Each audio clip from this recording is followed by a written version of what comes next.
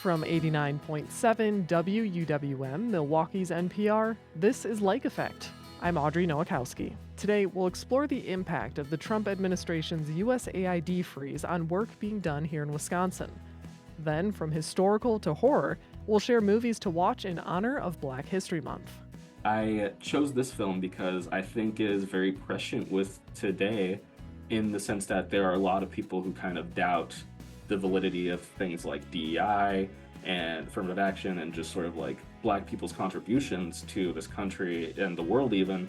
Plus, we'll hear from a UW professor who teamed up with rapper Bad Bunny on his latest album, which spotlights Puerto Rican history. Part of the problem is that any history of Puerto Rico is unknown, even to Puerto Ricans. And so it was this balance of sort of offering people a general history and more specific sort of themes and topics. All that's coming up on Lake Effect, but first, here are today's headlines. This is Lake Effect from 89.7 WUWM, Milwaukee's NPR. I'm Audrey Nowakowski. Thanks for joining us. One of the first federal agencies President Donald Trump and billionaire Elon Musk have targeted in their attempt to downsize the federal government is the U.S. Agency for International Development, or USAID. The agency provides food in countries where there is famine, medication to people in poverty around the globe, and aids farmers and small businesses in the developing world and war-torn areas. In the past 2 weeks, the Trump administration has ordered dozens of senior officials to be put on leave. The administration has laid off thousands of contractors, and it has frozen billions of dollars in humanitarian assistance to other countries. Till Brewitt is a Wisconsin native who works for DAI. It's a global development firm that contracts with USAID on international aid. He joins WUWM's Mayan Silver to talk about what's happening and how it's affecting his work. My company, DAI, is employee owned, and we cover a whole range of different development activities. Everything from work related to agriculture, to health, to education, to economic growth activities, which include supporting farmers, small businesses. So my particular job is I run the team that is responsible for all of our finance, investment, and trade projects. So anything that USAID and other donors with which we work do that we support related to finance, investment, and trade, my team and myself manage. And, that could be raising money for putting money into clean water or electricity or healthcare or housing, things like that all over the globe. Yeah, exactly. So we partner with all of the other parts of DEI and the other parts of USAID. So a big focus of USAID in the past 20 years has really been how do you get the local capital in countries that exists to actually serve small businesses, micro enterprises, and the country itself. So a lot of what USAID does in terms of access to finance is they use their funds to try to leverage much, much larger local funds in order to help build the economy. Another thing that USAID does that we've been very involved in is that they've been trying to mobilize a lot more private capital into building the kind of infrastructure that's needed for economic development. So a big part of our projects is doing just that. We use a little bit of USAID money to try to offset the risk or reduce the cost of bringing in private capital. And that includes capital that is from the countries in which we work, as well as capital that's coming from private investors from around the world, including the United States. And those investors invest in things like hospitals, healthcare services. They invest in schools, even in roads, transportation, all sorts of things. And USAID makes a lot of that investment possible. And a lot of what USAID does is feed people who are starving around the world. It sources a lot of that food and grain from American farmers. Then, that helps create demand for the supply here and keep crop prices stable. It can also open up new markets for exports of American agricultural products and farming equipment. What do you know about Wisconsin's ties to USAID? I know what USAID had on its website. As you're aware that the website's no longer up, but I can share with you. They provide a lot of public information about the breakdown by state of how different states within the US are benefiting from USAID's work. So the most recent update that I saw, which is I believe is 6 months to a year old, is that there are 13 large-scale Wisconsin farmers that are fulfilling direct orders for humanitarian food assistance. There is a whole program, as you mentioned, which is dedicated to food assistance. It's a large, large part of USAID's budget, and they buy from farmers all over the world, including here in Wisconsin. Also, there are specific grants from USAID to institutions in the state. The University of Wisconsin-Madison, for instance, receives funding to train agricultural researchers around the world, help them address sustainability issues with agriculture, improve agricultural yields. And also, there's some nonprofits in Wisconsin. One that I know personally, because I worked with in the past, is the World Council of Credit Unions. They do a lot of community banking services, work similar to what me and my team do at DAI, and they have historically been a partner with USAID. And World Council of Credit Unions, by the way, is based in Madison, Wisconsin. I see. Okay. And do you know if there are other Wisconsin ties that might not be mentioned in that USAID briefing? What USAID is able to produce on their website is the direct relationships that USAID has with these farmers and with these organizations through purchasing food or through grant or contract agreements. However, there's a lot more ties that happen between USAID's programs on the ground and Wisconsin and other states' businesses that they may not even be aware of. And I want to give you a few examples from one of my projects. One of the projects that we work in is Ukraine, and we're trying to make sure that both the financial sector and small businesses can continue to function in Ukraine during the war, that they can recover, be resilient, provide jobs to Ukrainians, particular internally displaced people, veterans returning from war, also people returning from to the country after they left to go overseas for a period of time. So one of the things we do is we partner with local banks in Ukraine, and we provide a very small amount of money to them or directly to farmers and businesses in order for them to purchase agricultural inputs. And primarily, or a lot of them are US agricultural inputs. One of the challenges we face in working in different countries is that the US produces very high quality things, and they also tend to be more expensive than lower cost and less productive alternatives. So, for instance, we have partnerships with financial institutions in Ukraine, and those institutions in turn have partnerships with distributors of US agricultural products. I know for a fact, for instance, companies like Corteva, Agco, Monsanto all participate in this project, and also purchasing agricultural equipment. We work with another bank in Ukraine, which is also supporting the purchase of equipment, including equipment from John Deere.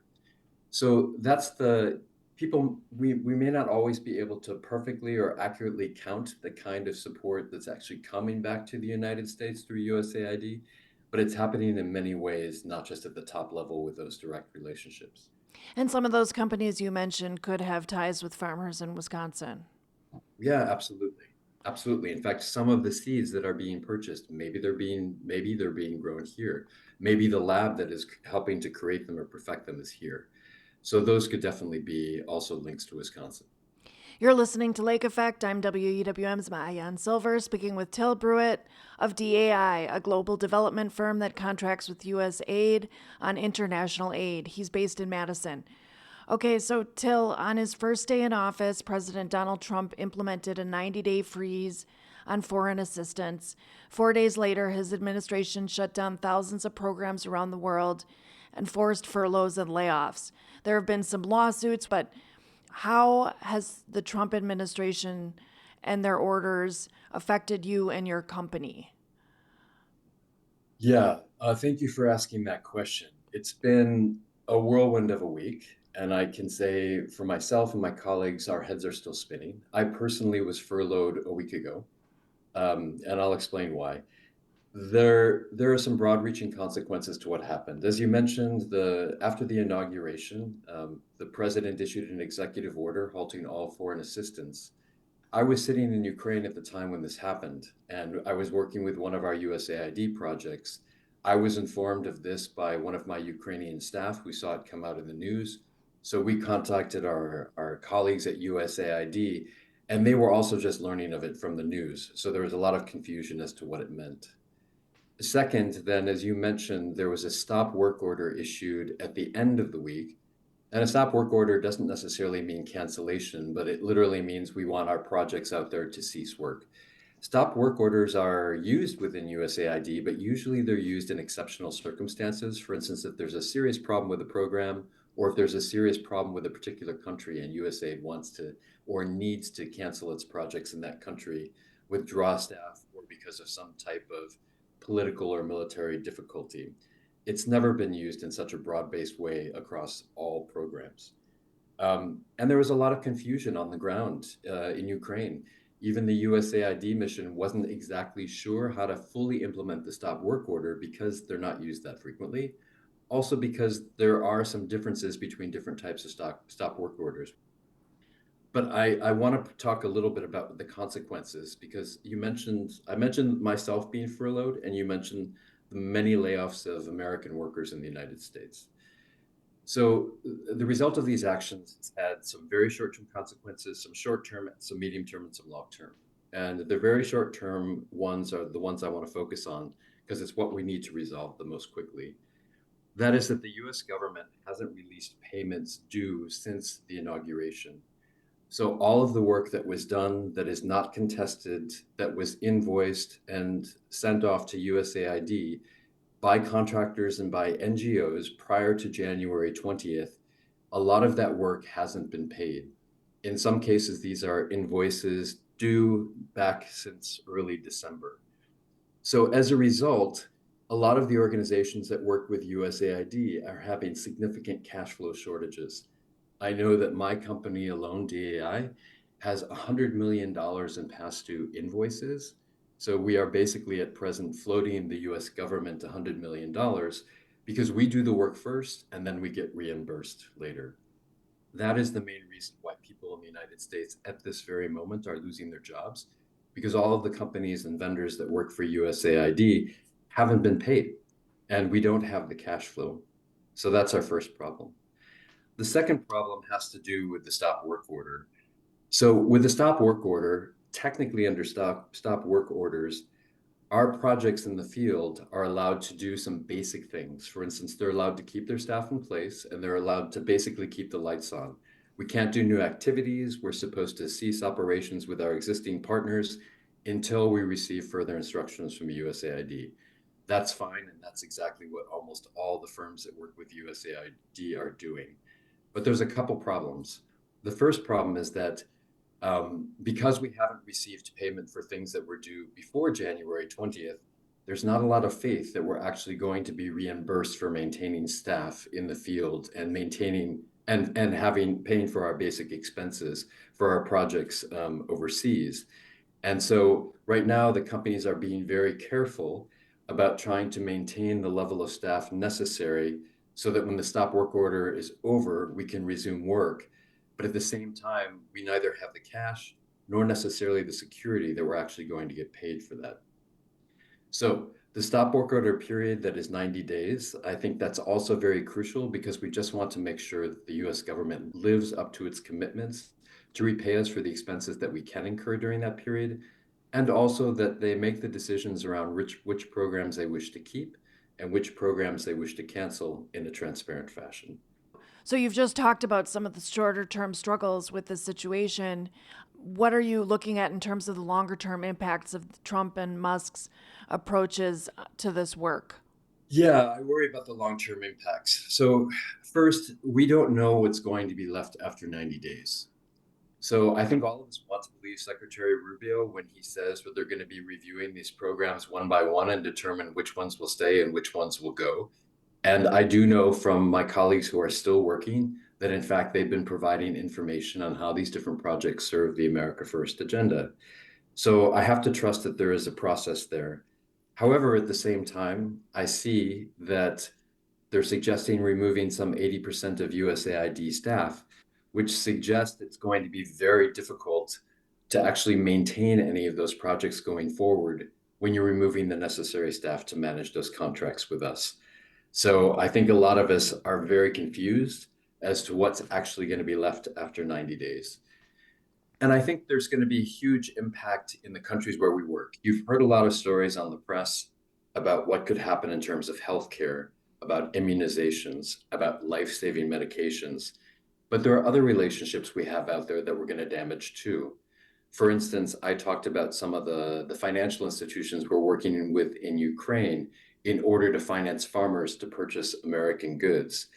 At present, we owe them money. We owe them money to reimburse them for what they've done, and we can't pay them.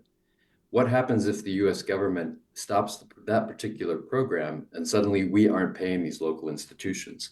We're paying for schools, we're paying for hospitals. What happens when that funding is just cut? The schools shutter, the hospitals closed. These are all things that right now are labeled from the American people. And when we close those doors or we cease those relationships or we can't pay the people we owe, they know where it's coming from. It's coming from, unfortunately, America, from the American people. So I think it really undermines trust. And then finally, foreign assistance has, I know it's a very difficult sell for the American people, and I understand that. Foreign assistance has been well advertised as less than 1% of the overall budget. It's usually around 0.4, 0.5. It's been larger in the past few years because of COVID and also because of the war in Ukraine. Another perspective, foreign aid is only about 8% of the entire defense budget. And if you take out the humanitarian aid from foreign aid, the emergency assistance, it's actually only about 5% of the defense budget. So much of what we're doing in foreign assistance is trying to prevent the need to use our military and to use other emergency assistance to go into countries. We're trying to do things that are preventative. We're trying to do things that help reduce conflict, provide stability, build economic opportunities so people don't feel the need to immigrate.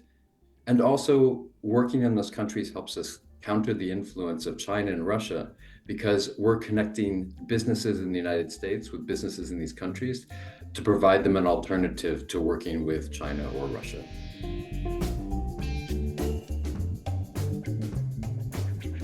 Till Brewitt works for DAI, which contracts with the USAID, which is being downsized by the Trump administration. He shared with WUWM's Mayan Silver how that's impacting the work being done in Wisconsin to provide aid to other countries. We'll hear more of their conversation tomorrow on Lake Effect. Did you know you can listen to this show as a podcast? Just search for Lake Effect wherever you get your podcast to download and listen to us on demand. In about 20 minutes, we'll hear from a UW professor who collaborated with rapper Bad Bunny on his latest album. Bad Bunny was like that primo, that cousin that mated. And so everyone in Puerto Rico is proud of having that cousin that is on a global stage. So I think there's a sense of Benito belonging to us.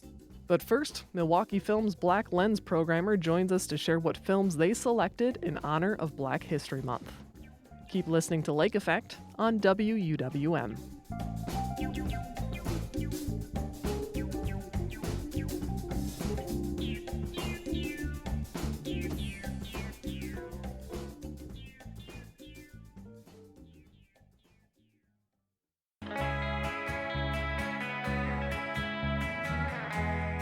You're listening to Lake Effect on Milwaukee's NPR. I'm Audrey Nowakowski. There are many ways to observe and celebrate Black History Month. And if you have some free time to go to the movies, Milwaukee Film curated a month-long lineup in honor of the occasion. Ty Williams is the Black Lens programmer for Milwaukee Film, and he handpicked a variety of films you can see on the big screen that exemplify the dynamic range of Black stories told through cinema. From a Valentine's Day screening of the 2009 psychological thriller Obsessed, starring Beyoncé and Idris Elba, to the documentary Nation Time, there's something for everyone. Williams joins me now to share more about the Black History Month films and starts by explaining what he thinks makes a film stand out as a modern classic. I think that they are films that I would call culturally relevant in one way or another. Beyonce Obsessed kind of lines up because she just won Album of the Year. I want to shout that out. That took so long. But I know, also years we've been waiting. Come on. Yeah, should have been Lemonade, but that's beside the point. Yes. But Beyonce has been a cultural figure for so long, and also just been a person that people know and also aspire to because she is like one of the best Black female performers that I have personally seen growing up in my lifetime. And in thinking of cultural relevancy, I also included things like Who Killed Captain Alex, because that is proclaimed as Uganda's first action film, like the first action film made by people in Uganda who are passionate filmmakers who decided to achieve their dreams in making a film they wanted to make with whatever resources they had because they simply had that passion for filmmaking. And so, two very wildly different movies, but still things that kind of relate to the common person that, like, wow, this superstar I've been watching my entire life is in this cheesy movie I get to go see for Valentine's Day. And also, like, oh, this action film that maybe I've seen clips of on YouTube as like a funny bit is actually like a movie made with so much passion and integrity that like it is worth a shot. So yeah, just thinking about cultural relevancy was kind of my mindset when picking these films, as well as variety. Absolutely, and there's so much good variety. And to dig in a bit deeper with Obsessed, because we gotta stay here for a minute, I Yeah. feel like, it was released in 2009, and I feel like this period had a lot of similar films released in this genre because around the same time I watched J-Lo in Enough, another kind of, Yeah. female action powerhouse thriller slash, it was always surrounding these domestic situations. And Obsessed, I watched this in high school during a health class. I don't know if the teacher intended it Whoa. to be related to any subject or if they just wanted a break. I don't know, but like literally Obsessed and Enough. I watched those multiple times in high school during class. So I have very fond memories of these films and also kind of the campiness that I'm sure will be even more Yeah. prevalent when I watch it next week. So, can you share a bit more about the plot of Obsessed?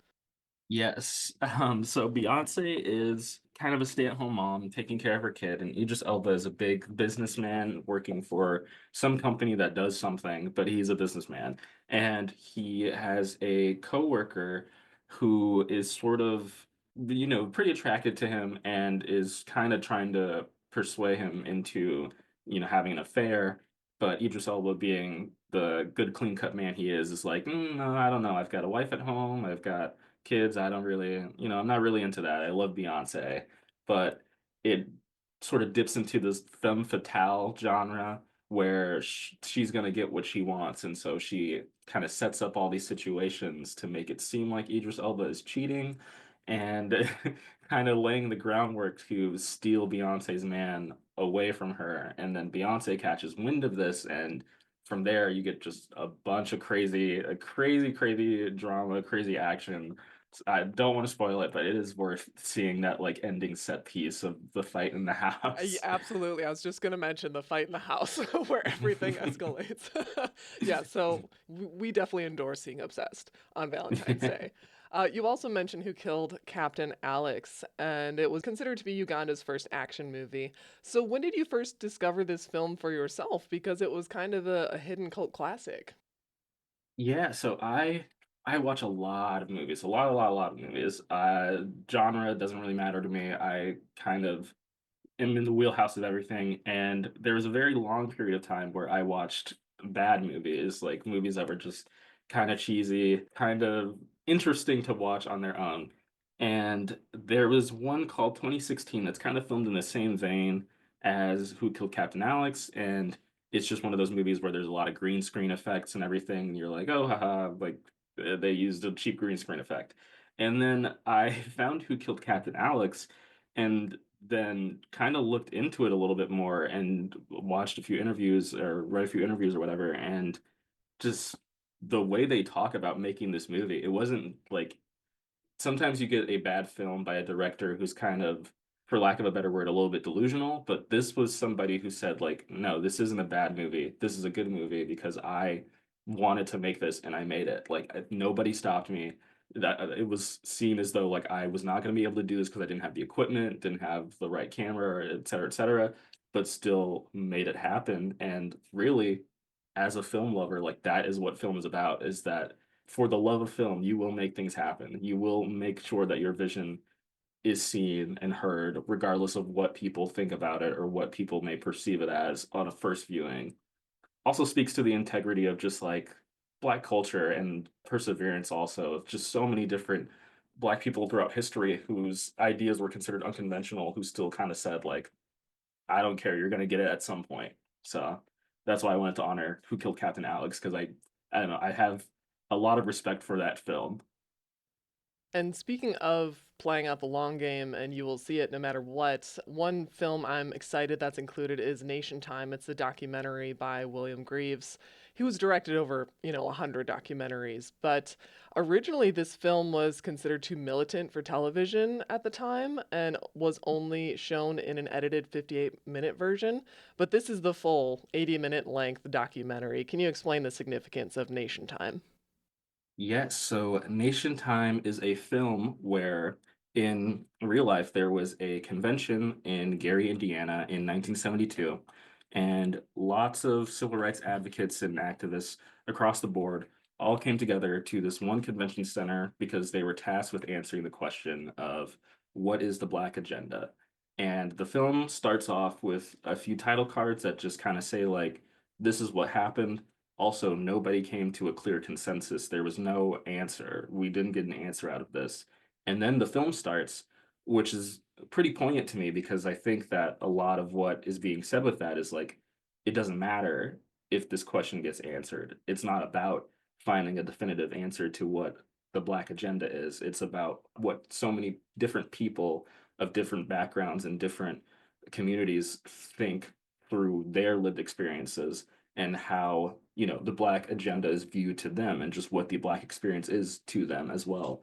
And whatever you may take away from it is through these different perspectives, which I think is also the power of film, is highlighting different perspectives and different backgrounds. And maybe somebody who, I don't know, there could be somebody in there who also is from California Bay Area and has a wildly different approach to life than I do, but just seeing that in action, seeing their perspective is something that is, able to change lives and minds and make you think a little bit differently about how you view not just your own life, but just how you interact with the world. If you're just joining us, I'm Audrey Nowakowski, and you're listening to Lake Effect. I'm joined by Ty Williams, the Black Lens programmer at Milwaukee Film, who's sharing the films he selected for Black History Month. So, Ty, you also include some classic cinema in here, such as 1991's Boys in the Hood with Ice Cube and Cuba Gooding Jr. So, I imagine, we're reaching a time and an age where some people will not have seen this yet because there's younger Yes. audiences. So, what's your case to younger people who maybe aren't even familiar with this title to come and see this film? Yeah, in my brain, some people may disagree, but I think you'd find it far and few people who would disagree. But I think Boys in the Hood is a very classic American Black film that kind of talks about just underprivileged communities and gentrification and just the Black experience of both people who are trying to get out of the hood and people who have kind of resigned to their fate and said, well, this is what life is going to be like for me. I'm just going to roll with the punches. But I don't know. This work by John Singleton is just such a good movie. It is such a classic. And it's one of those that you kind of owe yourself to see. In the same way that people say that, like, oh, you got to watch The Godfather at least once. I think you need to see Boys in the Hood at least once just to know how radical this film was for Black Americans and how many people have given their time to this movie that really did change America's perspective on what stories were valid and being told. So I would say it's a classic. It's worth your time. It's worth being seen. And it was made with the intention of, being viewed for years and years on end, despite how far we get into the future. I think there are a lot of moments in it and ideas that are still culturally relevant. Another film that's a bit more recent than Boys in the Hood, but to me was still an instant classic, especially an instant horror classic, is Get Out by Jordan Peele. Yes. I am a huge horror movie fan. I love anything scary. So I wanted to include one. And what better film than Get Out? It really is just, yeah, a new American classic, I would say. Also dealing with, if you don't know what the film is about, it is a young man who has a white girlfriend. He is black, and he goes to visit her family on sort of not really a vacation, but just sort of like meeting the folks type of thing. And when he gets to their house, he realizes that something's a little off, that there are only black servants at the house as maids and, butlers, and that all the white people there kind of talk to him in a weird way. And it really plays on all these subconscious fears that I feel like a lot of Black people, not just Black men, have about being in a place where they feel like they aren't necessarily invited, but also are still being kind of catered to for an ulterior motive, knowing there's some reason why you're there that isn't because you're, a great person. It's because they have some strange scientific experiment they want to pull on you, which harkens back to history because, there were times in history where Black people have been experimented on and used for science. And, I think that still rings today. It's still something that people think about. And Get Out kind of plays upon all those fears that you may have as a Black American to provide a very horrific yet vilifying experience. So go see it. It's very intense. So I don't know. If you can't do gore and violence, be wary, but it is still worth your time. Yeah, if there's anyone out there who still has not seen it, seeing it in the theater, also a great experience with a crowd. And also, speaking of history, there's lots of great historical subjects within your lineup. We have Malcolm X, which is Spike Lee's biopic starring Denzel Washington as the title lead. Yes, that one. I really tried really hard to get it on the day that Malcolm X was assassinated, but I couldn't. It's the day after.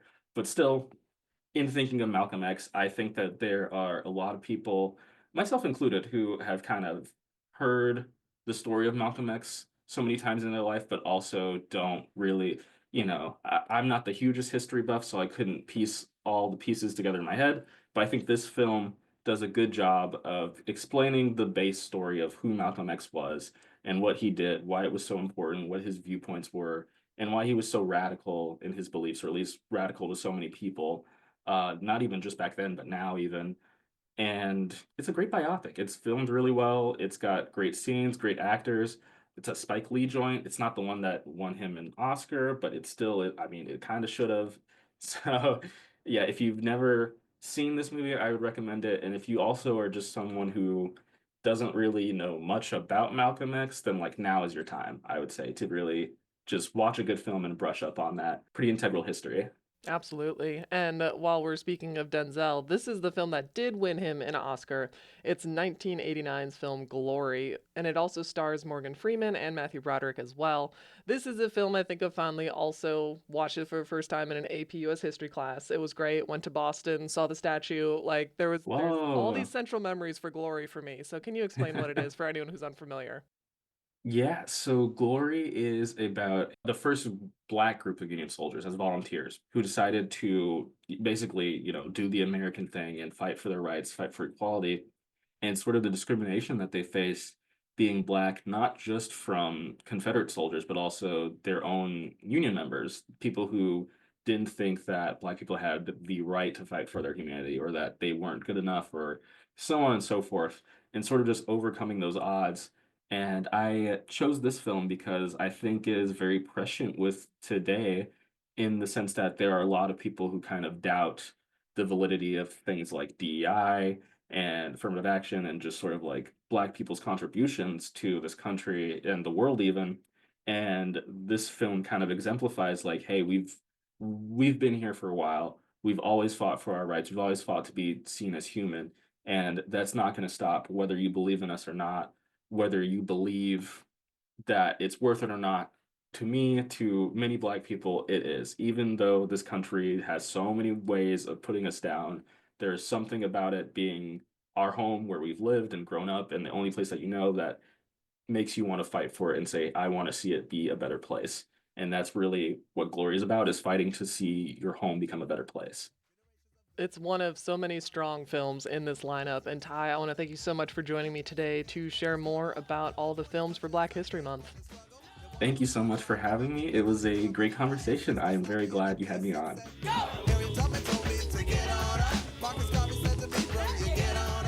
Ty Williams is the Black Lens programmer for Milwaukee Film.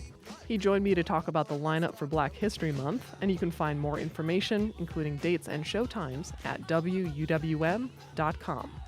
A new season of Bubbler Talk is on the way, and we need some questions. Submit your questions about the Milwaukee area at wuwm.com. We'll take one more break before we examine Bad Bunny's latest album about the history of Puerto Rico and how UW Professor helped the rapper share that history with the world. That's next on Lake Effect on 89.7 WUWM. Let's talk right, let's talk right. Talk up, but don't talk up all night. There's gotta be action if you want satisfaction. If not for yourself, for the young ones.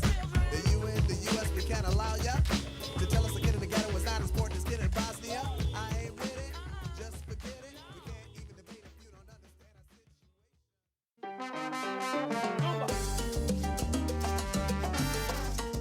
This is Lake Effect on WUWM. I'm Audrey Nowakowski.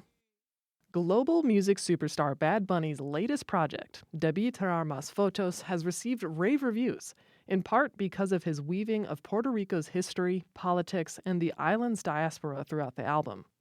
UW-Madison Assistant Professor of History Jarrell Melendez-Badillo created 17 brief visual history lessons for each one of Bad Bunny's songs, which are now on YouTube. WUWM's Jimmy Gutierrez is joined by Melendez-Badillo, who shares the story of how the collaboration happened and what history Bad Bunny wanted to share about the island. I feel like every Puerto Rican I know is a Bad Bunny fan, as well as the whole world at this point. What about Bad Bunny, the music, the artistry, really kind of appeals to you in both a historical way and a scholarly way? I guess I'll start by saying that I have this colleague, Yarimar Bonilla, who teaches at Princeton, and I read that she once said that Bad Bunny was like that primo, that cousin that mated. And so everyone in Puerto Rico is proud of having that cousin that is on a global stage. So I think there's a sense of Benito belonging to us. Now, on a more academic side, I think that, the Bad Bunny phenomenon is super interesting to me because I think there's a before and after Benito. He broke all the rules in the genre when he came out. Reggaeton was a hyper masculine, macho sort of aesthetic, and then he started painting his nails.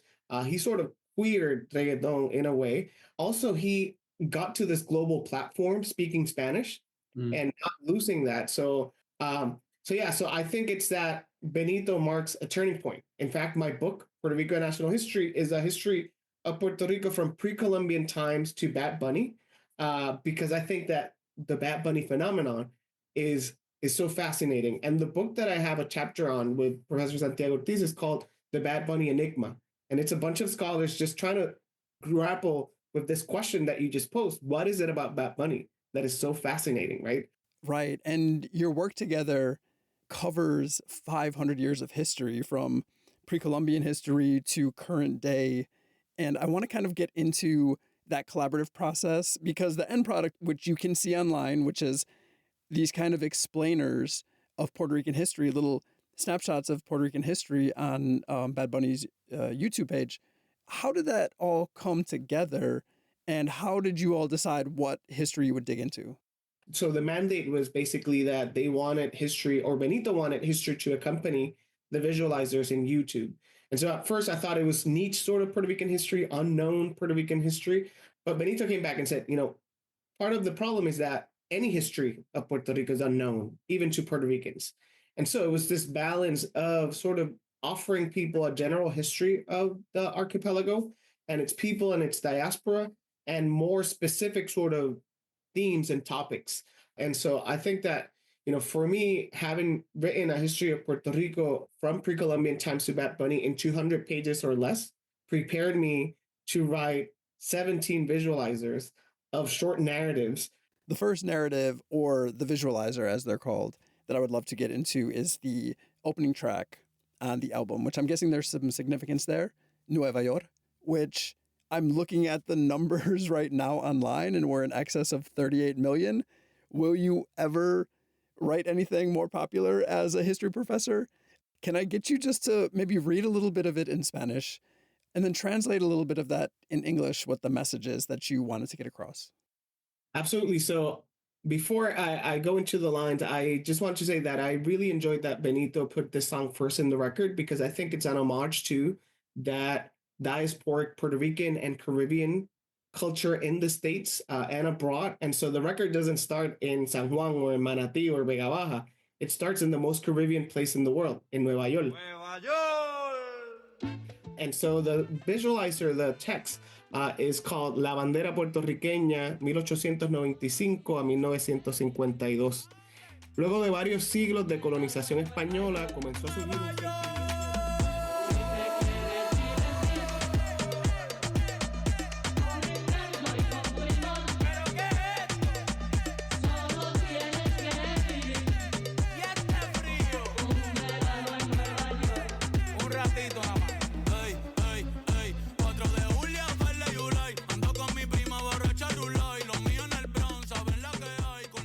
So in this slide, what I wanted to do was to begin by saying that the first time that we are referred to in the colonial record is in a pejorative manner.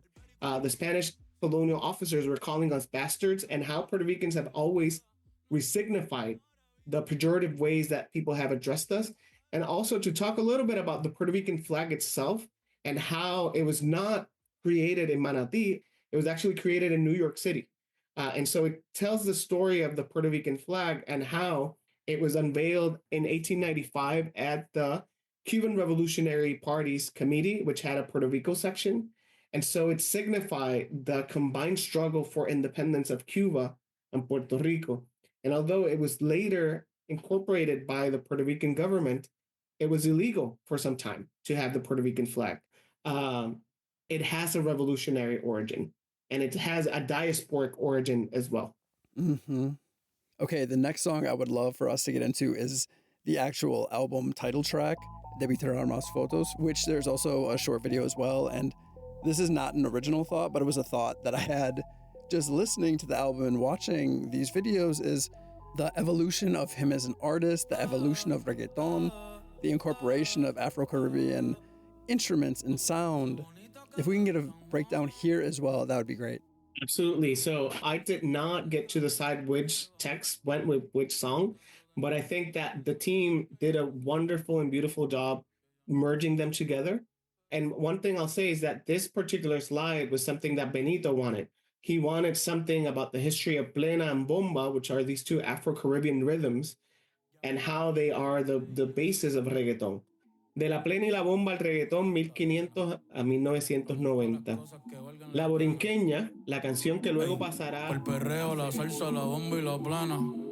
Chequéate la mía, cómo es que suena.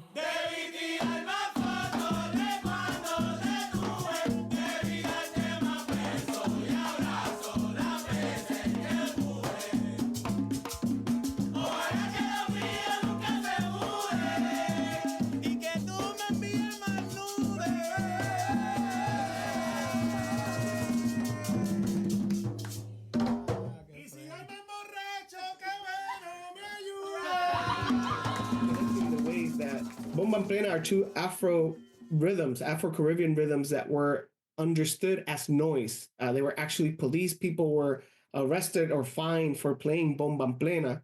As close as last year, there was an incident in the southern part of Puerto Rico where the cops were called on people that were playing bomba. And so how it became the basis of reggaeton, sort of to also pay homage to the Afro-Caribbean dimension of reggaeton. Because Manito has talked about, being a white Puerto Rican, but reggaeton in its essence is an Afro-Caribbean rhythm.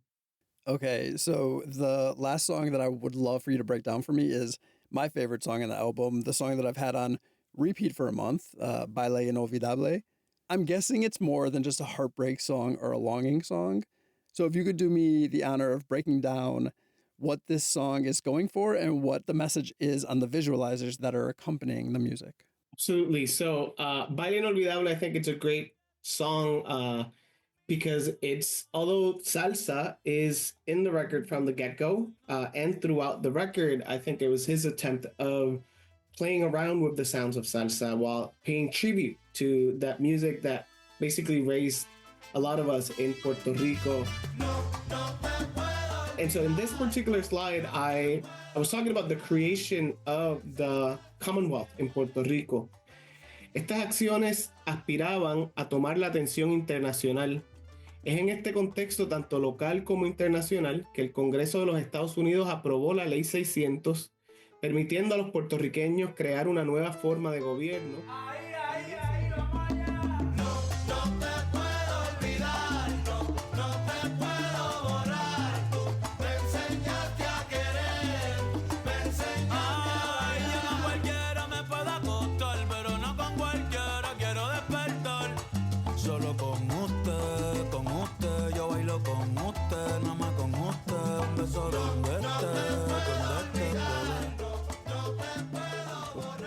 And so one of the things that I wanted to do with this slide is to heed to Anito's call that a lot of the history that should be general, that should be well known amongst Puerto Ricans is unknown. And so this is talking about the creation of the Puerto Rican Commonwealth in 1952, which is the current political status that we have, but also talking about the agency of Puerto Ricans. You know, we were talking earlier about how we're often infantilized in media, and it goes all the way back to 1898 when the United States invaded Puerto Rico and they produced cartoons of Puerto Ricans as children, as women in distress. And so it was a way of also talking about the agency that we've had throughout our history. And that contrary to some beliefs, we're not docile, but we are, it's a history of indocility, the history of Puerto Rico. Thinking about your work and Bad Bunny's work and how those messages in history reach or don't reach Boricuas in Wisconsin, I'm looking at some numbers here that we have in excess of 65,000 here in the state. And I know we've hit on the fact that this history is so unknown and inaccessible. And for a lot of folks, it's just not realistic to get back to the island. So what are the challenges in keeping in touch with what's happening in Puerto Rico at this time? And then what does an album like this do to bridge that gap? Yeah, so first and foremost, I think that is a question that a lot of scholars and non-scholars and Puerto Ricans have been thinking a lot about, precisely because there's more Puerto Ricans in the diaspora than in the archipelago. And in my work, one of the ways that I've sought to address that is that when writing a general history of Puerto Rico, I incorporated the Puerto Rican diaspora as part of the narrative, which is a simple narrative move, but it had not been done previously. Our general history books did not take into consideration the Puerto Rican diaspora. And shout out to all the Puerto Ricans in Wisconsin and all the Latinx community as well, because I'm part of a big Mexican community in Madison. Those are my neighbors, the people that I rock with. But to your point, I think, and to your question, I think that this record is doing something incredible by positioning itself in New York from the first song onwards, because it's a nod and a recognition about the importance of Caribbean and Latinx culture, not only in the Caribbean and in Latin America, but also in the United States, right? And it doesn't mean that that struggle is less important than what's happening in Puerto Rico. Yes, what's happening in Puerto Rico is brutal. We go through power outages on an almost daily basis, lack of infrastructure. I guess that this record, what it offers is a way of connecting with a sense of Puerto Ricanness, that sort of affirmation. And, I never understood why Puerto Ricans in the diaspora were so cling to their flag until I got to be a diasporic Puerto Rican 11 years ago. And now I have the flag in my car. I have the flag in my socks. I think that a record like this one seeks to bridge that gap. And it just makes us proud of being who we are, but also acknowledging the challenges and difficulties of our people. I've heard you call this album a snapshot of the present moment we're in, which, if that's the case, Debí tirar más fotos is the perfect album title. But if it is a snapshot, who is Bad Bunny leaving that snapshot for? And what does he want the island to look like in the future? I think that in the last few years, Bad Bunny has become more aware of himself as a political actor and recognize his political agency. This is not new. The first time he appeared on national television, it was in the Tonight Show, and he used that stage to talk about a murder of a trans woman in Puerto Rico. He used the platform he had in El Apagón, that song that he dropped, and then all of a sudden you're watching the video and it becomes a documentary on gentrification, right? So it's not new that he's using his platform. I think it's a snapshot because, we are at a moment where we're being displaced. There's a wealthy class that's being attracted by the government through a series of incentives that makes Puerto Rico a tax haven for millionaires. We are at a moment where rapid gentrification is displacing communities in the island. We're losing our culture. And so I think that Benito is very aware of what's happening, and he's very vocal about it. And I think Debí tirar más fotos, Lo que le pasó a Hawaii, what happened to Hawaii, is another very political song in which he's talking about colonialism, displacement, and gentrification. And so I guess that the future that Benito wants is one where him and his people can stay in Puerto Rico if they so want it and have a decent living.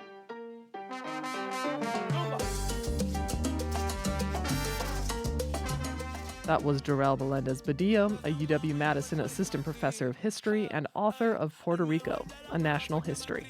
He collaborated with Bad Bunny on the artist's newest album and spoke about it with WUWM's Jimmy Gutierrez. And that wraps up the show for today. I'm Audrey Nowakowski.